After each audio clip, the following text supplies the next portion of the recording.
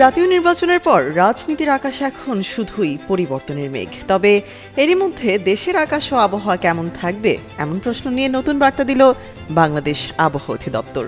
চলতি মাসের শুরুতেই শৈত্যপ্রবাহের পূর্বাভাস দিয়েছিল সংস্থাটি। মাসের গড় পূর্বাভাস অনুযায়ী সারা দেশে কমতে পারে দিন ও রাতের তাপমাত্রা।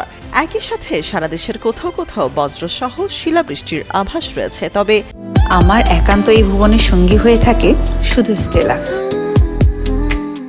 আজ সারা দেশের তাপমাত্রা কম থাকলেও রাজধানী ঢাকা ও আশেপাশের এলাকায় দিনের তাপমাত্রা পরিবর্তনের কোনো সম্ভাবনা নেই বলে জানিয়েছে আবহাওয়া অধিদপ্তর।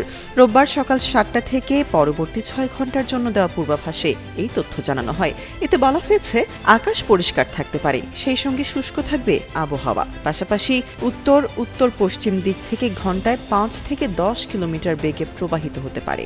এছাড়া দিনের তাপমাত্রা অপরিবর্তিত থাকতে পারে। এদিকে সকাল ৬টায় ঢাকায় তাপমাত্রা রেকর্ড করা হয়েছে ১৬.৫ ডিগ্রি সেলসিয়াস। এ সময় বাতাসে আর্দ্রতার পরিমাণ ছিল ৭৮%।